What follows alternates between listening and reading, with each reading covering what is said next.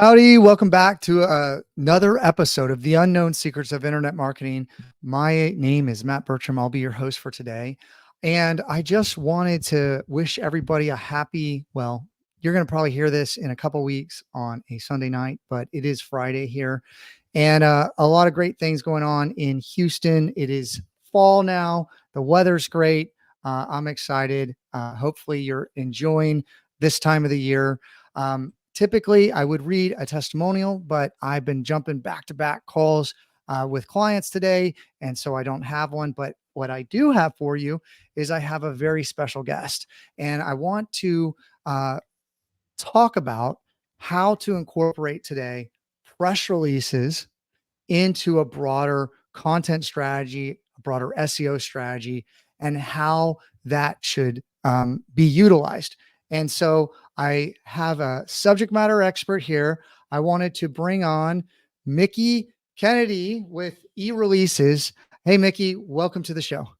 Thanks for having me. So today we're going to deep dive into press releases and how they could be incorporated into a broader content strategy, PR strategy, marketing strategy. I personally believe that you should be doing a press release at least once a quarter. Now, depending on your business, the news cycle, from what I understand, is about every 28 days. So that's 13 press releases. So think about it. If you're listening, are you doing 13 press releases a year? Probably not.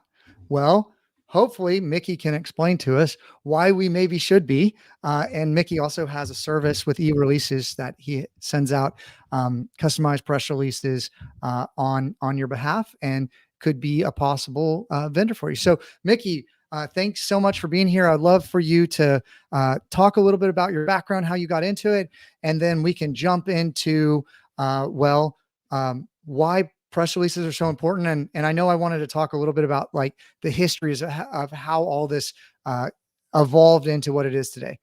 Sure. So I got started a little over 27 years ago. I had graduated with a Master's of Fine Arts in Creative Writing with an emphasis in poetry. My career plan was to wait tables and write poetry the rest of my life. And so I did that for a summer and realized that my knees and back couldn't handle being on concrete for 10, 12 hours at a time.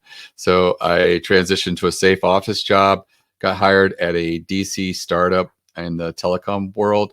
And we published research and telecom traffic numbers specifically.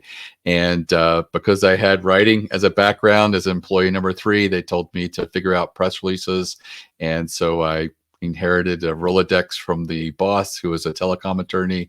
And he said, start faxing. And so I wrote press releases on sort of just the telecom traffic data as we got it, and nothing much happened. My boss, the telecom attorney, said, oh yeah, nothing happens with press releases, but you're supposed to do it. And so I didn't take that as the answer because it felt sort of futile. And so I started to notice that what we were publishing was data. And like one of the releases we had just done was about telecom traffic in the Caribbean, and it was a data table of those countries and what their traffic was to and from the United States. And I just realized, looking at what journalists were writing, the end product articles, that even if it's a small article, journalists like a story arc. Yeah. And I knew from being an English lit major before going into creative writing that there is a natural story arc that people like, from children all the way up to adults. We like a story that builds and then concludes, and there's a satisfaction of a climax usually. And even in the smallest little article, a journalist can still sort of follow that model. And what we were producing, just data, wasn't going to do the job. And so I looked at that Caribbean traffic and noticed that one country had more traffic than almost all the others combined. And I was like, I wonder why that is. And so I asked the 2 other guys that worked there, and they explained to me that that was the call center for 1-900 numbers. And most of the US 1-900 numbers were being routed through that country at the time. So I did a press release on that. and sent that out. And we got picked up by The Economist, the Financial Times, Washington Post, Wall Street Journal, and 3 telecom trade publications. The phones rang, orders poured in, and everybody was like, "Wow, Mickie did it! He's a champion!"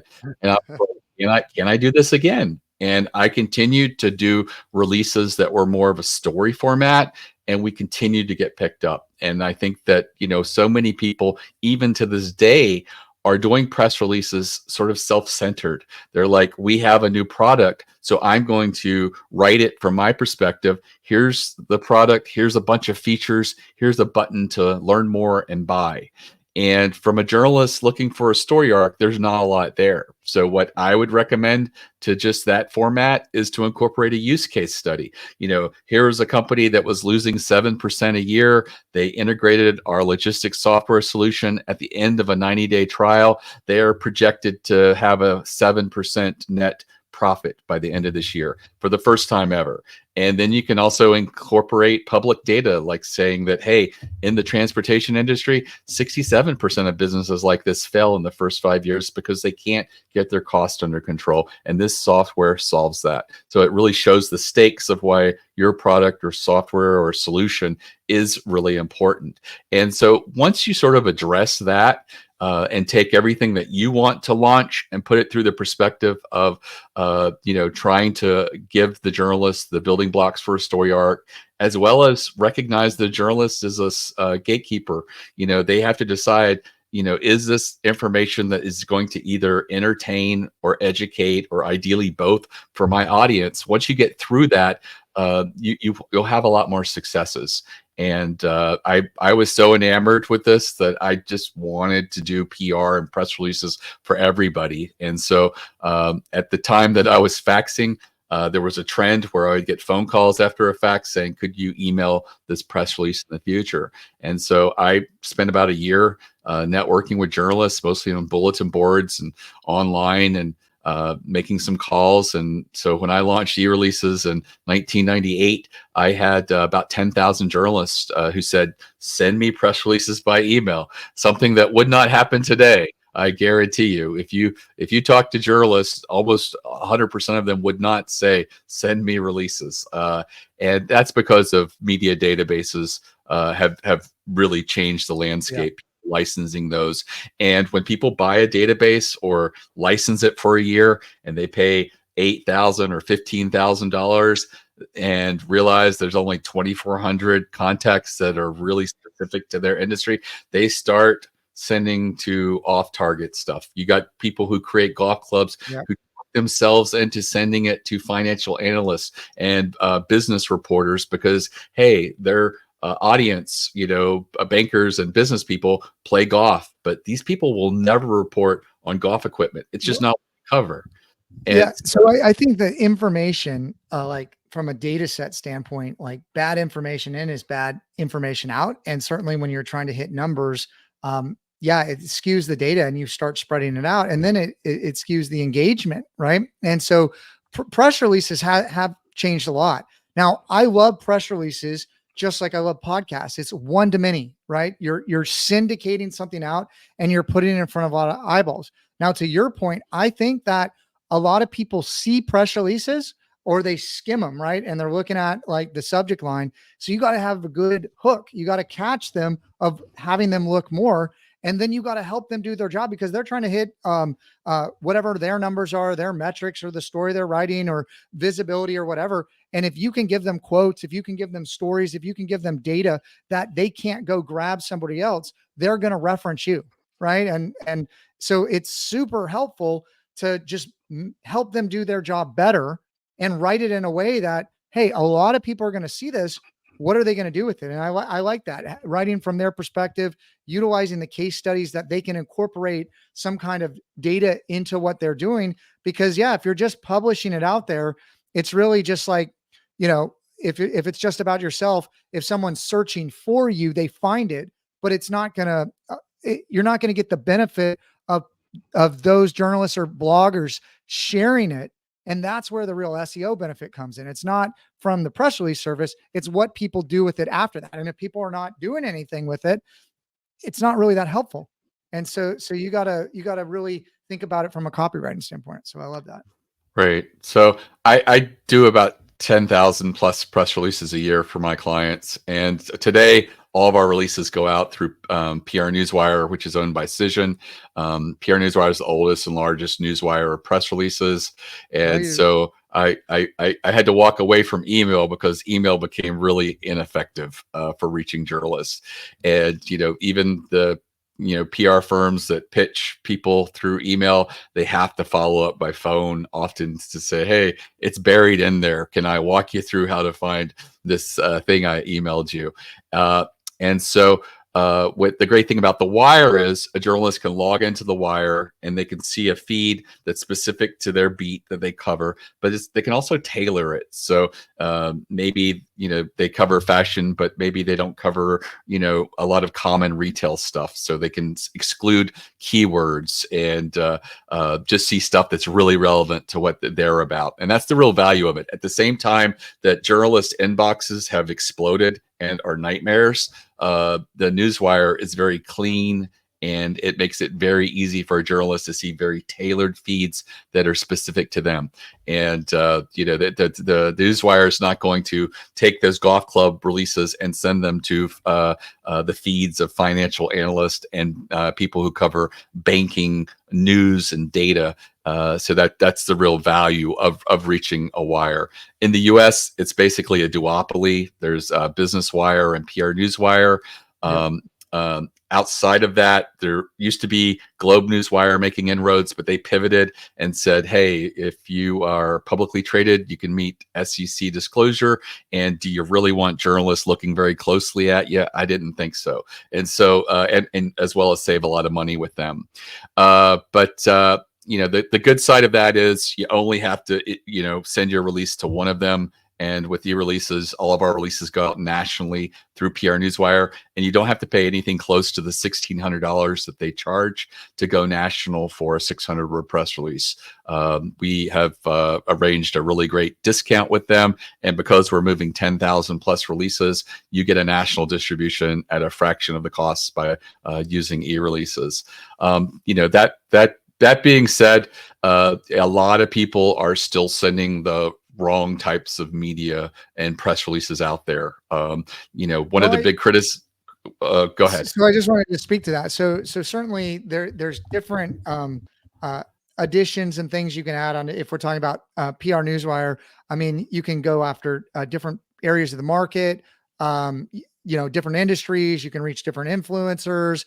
You can go after different regional areas. You can do statewide. A lot of people are using not, like you said, not the right type of press release, but they've made it very easy, and they have huge reach. And to your point, getting that volume discount and getting those costs down, because a regular press release through that network is quite pricey. And so there are advantages of scale and working with someone with scale, whether it be a slash account or whatever they're doing. Right. So I think that I want everybody to hear that.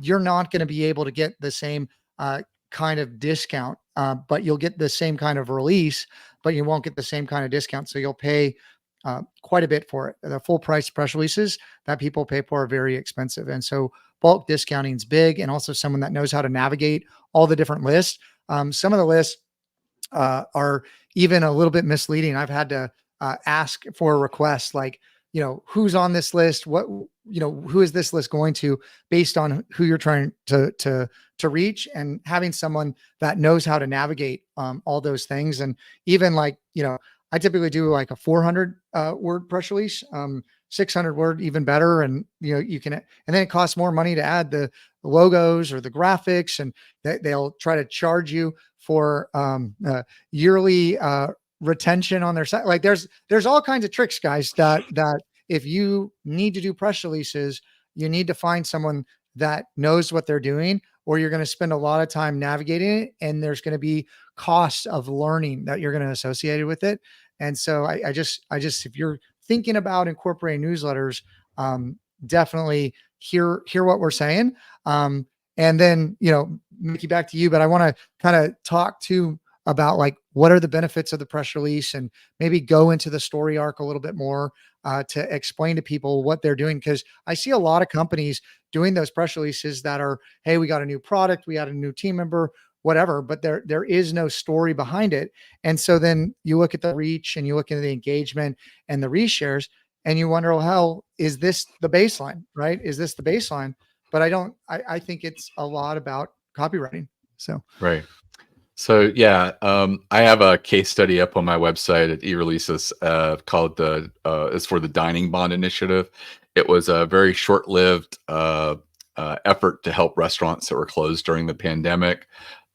We did a press release for them at no charge, and it was meant to have where you could nominate your favorite local restaurant, and if the volunteers were able to contact them, you could give money that went directly to that restaurant and be back, sort of what they call a dining bond or a gift certificate sort of scenario. mm, And uh, you know during that time, we thought it was, we needed to make the biggest splash in the smallest amount of time. And so you couldn't really pitch a lot of people. So we just sent it on the wire, hit send once, and it resulted in over 100 media outlets picking it up. And this isn't syndication. Syndication is your press release replicated on websites. And every time you issue a press release, that does happen. A lot of it is based off of what they do for publicly traded companies. So that's why you might be a restaurant and your press release is on Yahoo Finance and Fox Business and places like that. But that real earned media is when a journalist writes an article about you. And in this case, over 100 journalists, publications wrote individual articles, all with different headlines, different copy about this initiative based on one single press release. And so for what would have cost, under $400 or $500 with us, got picked up in the Wall Street Journal, CNN, Harvard Business Review, Fox awesome. Business, Bloomberg, Forbes, James Beard Foundation, a bunch of food publications, including Taste and Robb Report and things like that, but over 100. And it generated over $10 million in revenue. And this was the only thing that was used to market this. And so that is the potential of the value of a wire, that if you have a meaningful message, it can really resonate and go very far.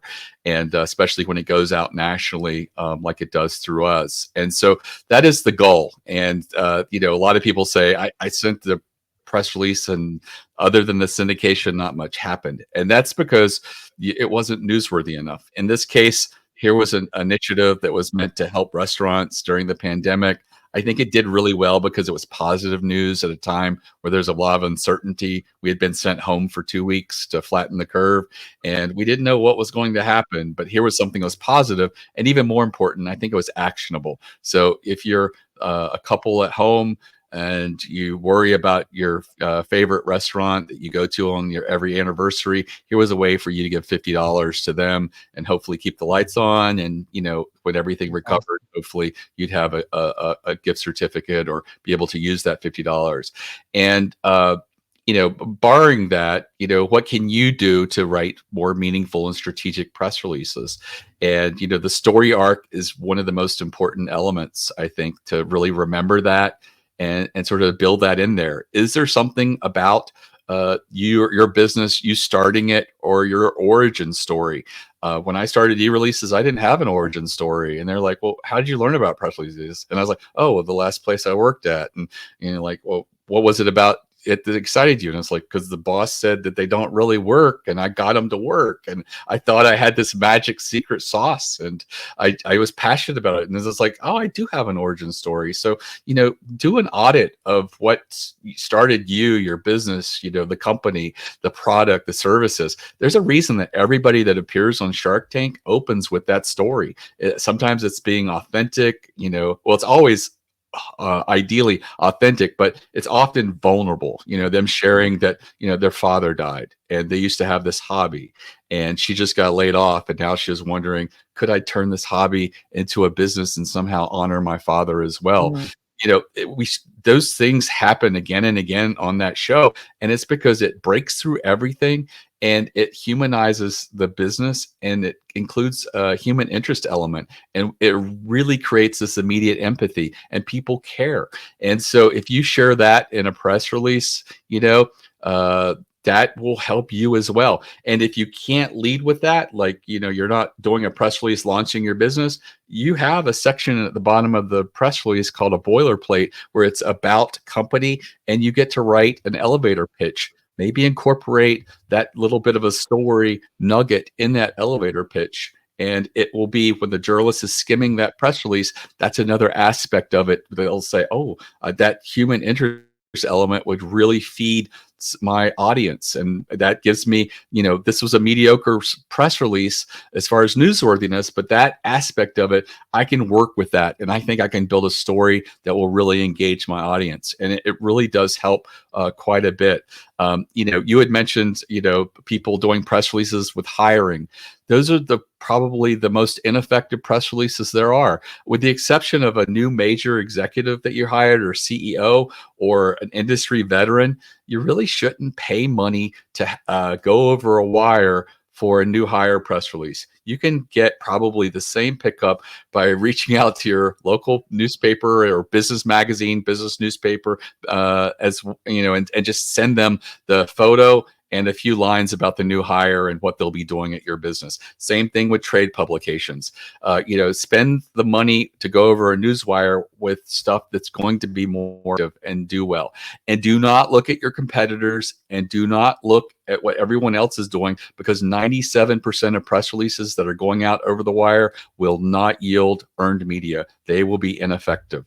The same reason that if you approach AI and say, what would be a great press release? Here's the company. You're going to get 97% of the time press releases that aren't effective. AI is not good at picking a good topic for a press release, because it's been trained on the garbage that's out there.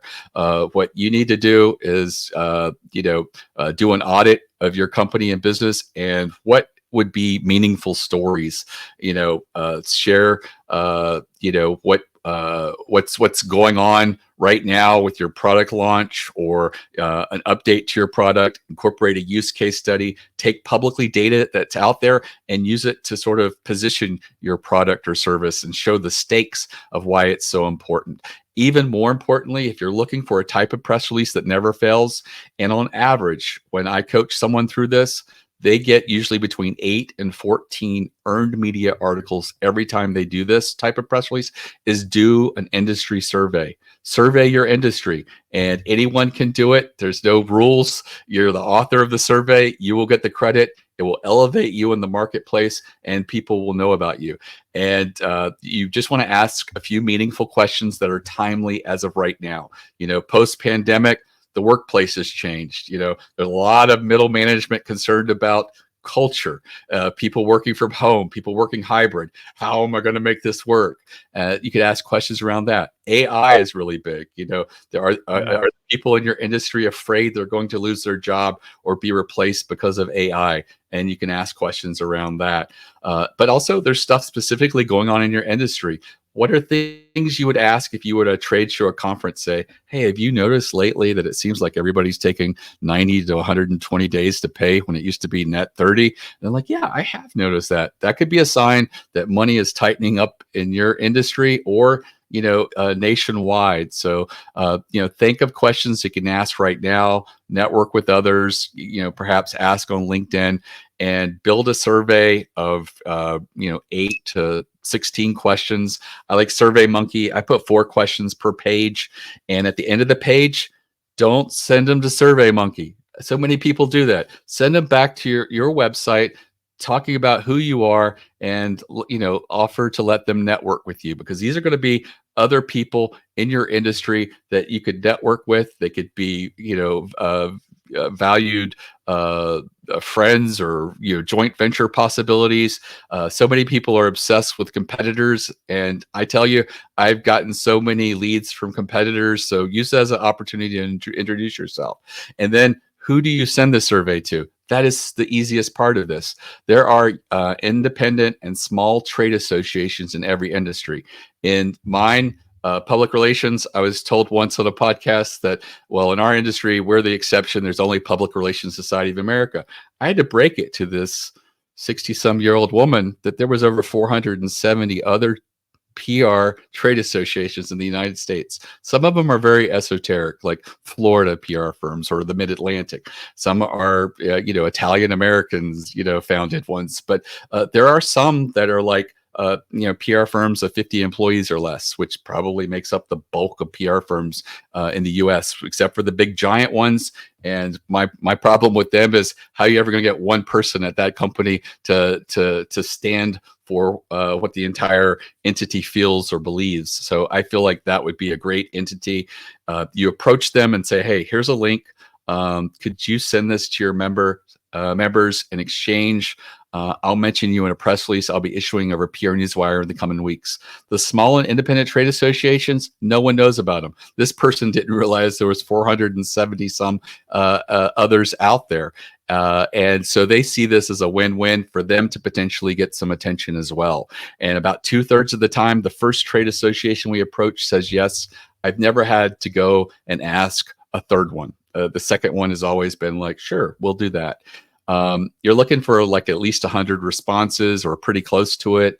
And you're really going to focus the press release on the one big aha moment from that survey. What's going to be the biggest shocker or surprise? You're going to provide an amazing quote of analysis in there. Like if you ask graphic designers if you believe AI is going to replace them in the next 5 years, and they say, yes, and it's going to be Adobe that's doing it. You can then say, hey, I don't believe that AI is going to replace graphic designers in the next 5 years. But I do think that those who don't realize and learn how to incorporate AI into their business are probably going to be at a very serious disadvantage and may find themselves out of a job. And so it's a way for you to be reasonable and rational and to really provide a little bit of analysis of the data points that are there. And you're going to build out a page on your website with all 16 questions and answers, or how many questions and answers you did have, because a journalist will click on that and they may find another question that they can write another article on or focus a different approach.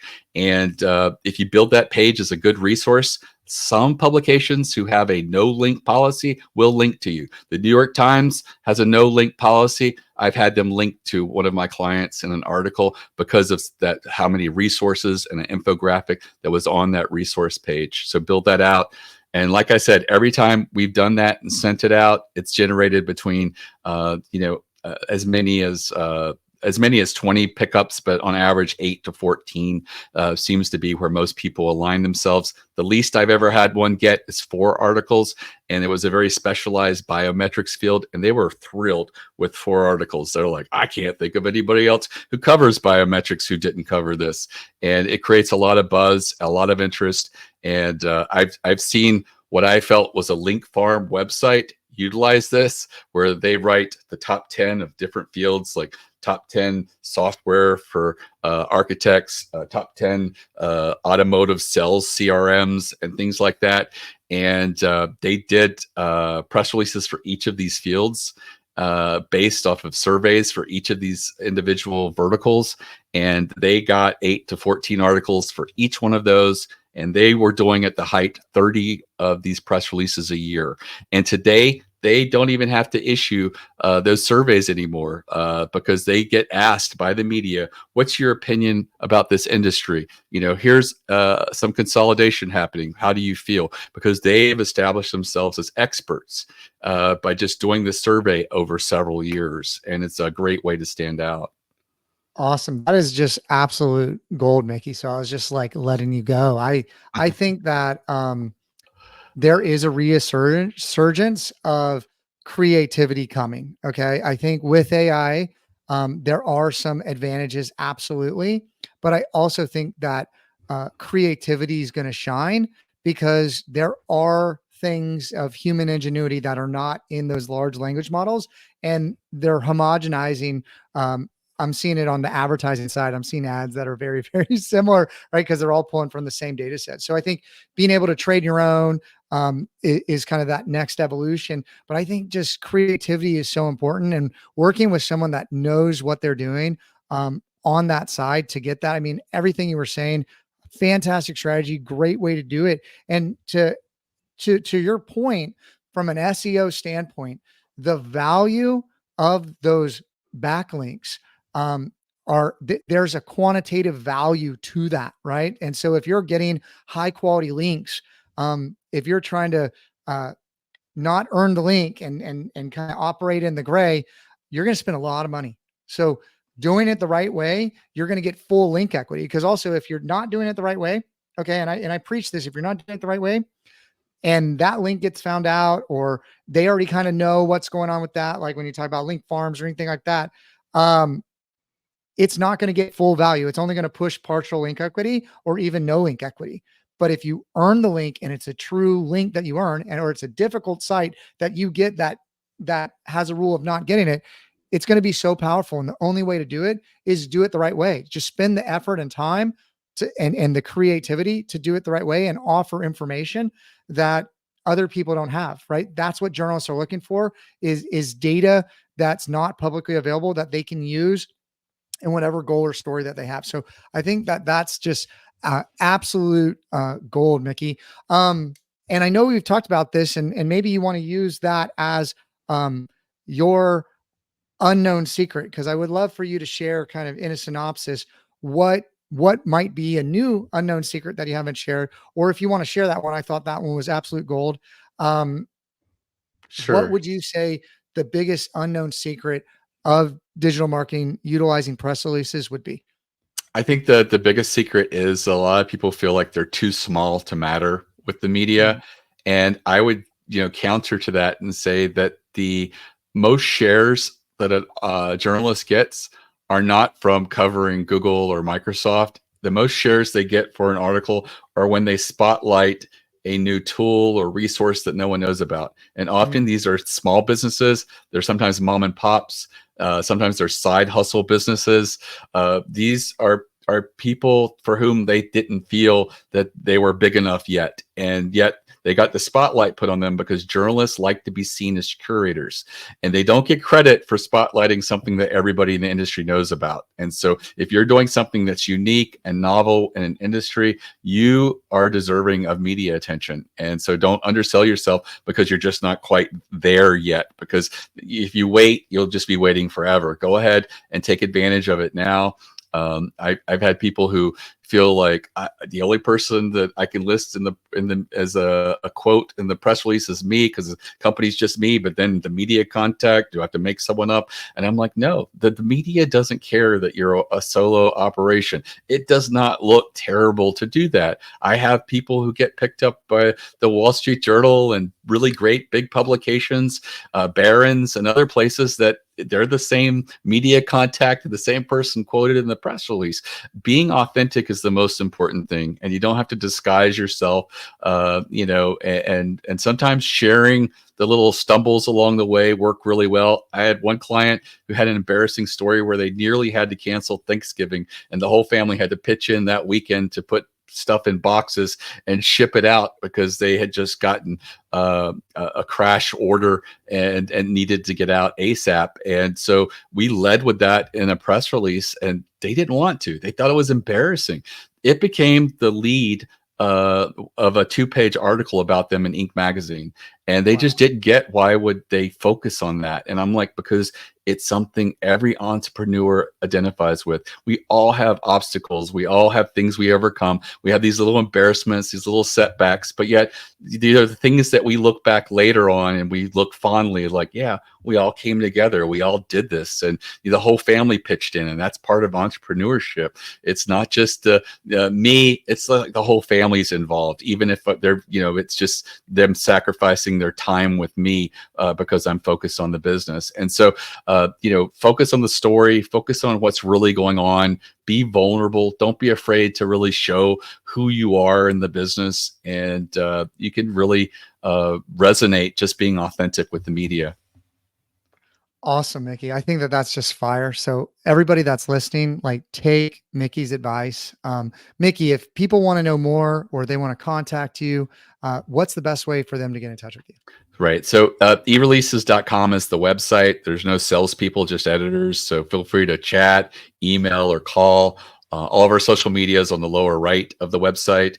I do have a free masterclass that I recommend. It's a great place to start if you don't know much about PR, or I would say even people who do know stuff about PR, it would also be good. It's less than an hour long video. And I did that because last class I signed up for, I paid $1,500 for it. And when I saw it's 40 hours of videos, I just knew I wasn't going to be able to commit to that. I just don't have that time. And so it's available at eReleases.com/plan, PLAN, again, completely free. And it goes through the types of press releases that do get picked up. It ignores the 75% that don't. And within the 3% of ones that do get picked up, it's the patterns of the press releases that you can incorporate. And if you build a PR campaign of 6 to 8 releases and you follow those that are there, you're going to walk away with 2 or 3 of those having meaningful media pickup. The rest may be duds, but the truth is you really only need one to really kill it to make a huge difference. But you should have several of those by following this. And again, that's eReleases.com/plan, PLAN. And of course, that survey one is definitely in there, and it walks you through that as well. Awesome. I'm going to have to maybe check that out myself. I think I've learned some stuff as well. So this was awesome. Mickie, wanted to let everybody know we are going to be changing the website. We are going to be changing the podcast cover very soon, as well as the intro. So don't get thrown off your game there. I will be letting everybody know about it. And I will try to publicize it, maybe through a press release. I don't know, Mickie. We'll talk. But everybody, if you're trying to grow your business with the largest, most powerful tool on the internet, reach out to EWR for more visibility and revenue in your business. Until the next time, bye-bye for now. Thanks for coming on, Mickie. Very welcome.